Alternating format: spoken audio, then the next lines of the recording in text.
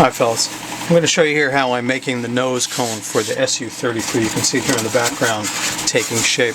I was unhappy with the shape of the nose that I carved freehand, sanding and carving. It was just asymmetrical, it was just out of shape, it didn't look right. So I cut it off at the section marked Former A and then used a template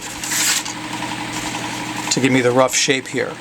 I laminated together, I used actually 1.5 foam blocks, florist foam blocks. They're very soft. I mean, this stuff you can sand. My hands are rough. I could practically sand it with just my fingers alone, you know, without breaking it.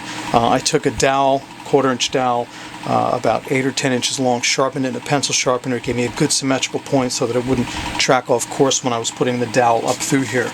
Then I chucked it into the drill, took the battery off. I'm using an old 6-cell 3300 NIM pack here because I can adjust the speed of the drill a little bit better so that it doesn't overdrive. It's not the most solid piece of equipment, so the thing will wobble around if it's too fast.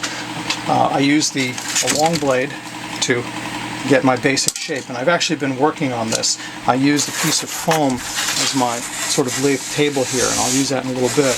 But now I'm working with 2 sanding blocks, and I'll show you how that works. Let me just hook up the battery. Just a couple of alligator clips, very easy.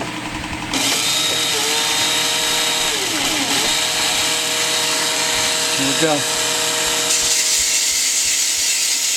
Using 2 foam blocks stabilizes the piece. It doesn't bounce around as much.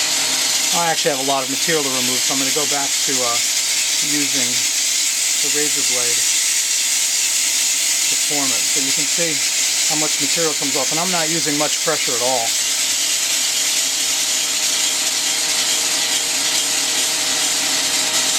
I actually carved most of the point in there and then tried to get it to a rounder shape so that the tools didn't bounce around as much. Now this is going to make a lot of juts, so I'm going to go back to using the blade, although that's working pretty well there.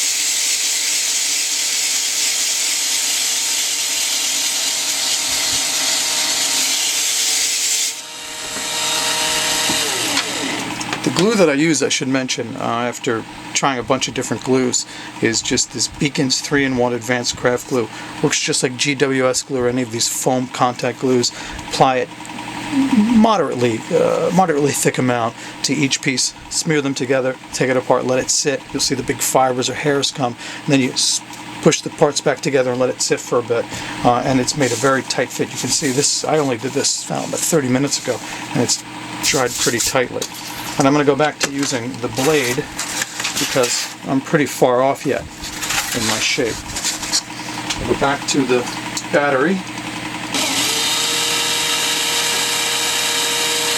Now, this is kind of tough here, but it works well enough.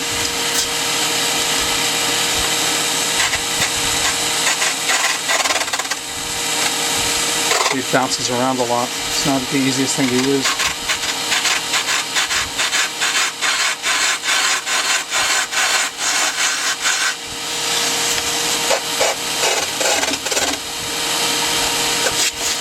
This piece is only supported at one end. It really wobbles.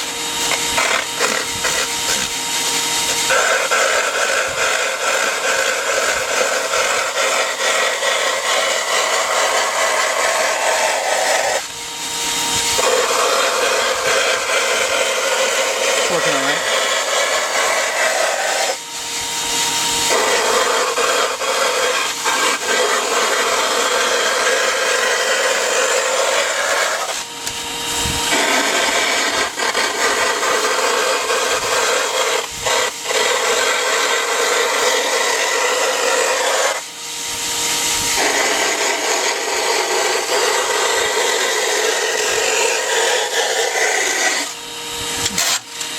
Just so you can see how it works, I'll go back to the sanding blocks again.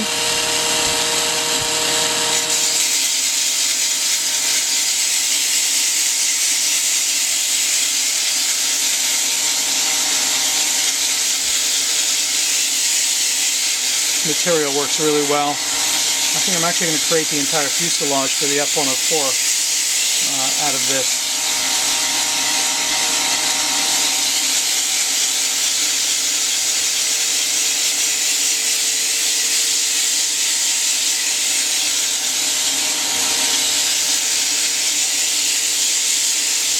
sign off for now, and I'll come back on when a shape is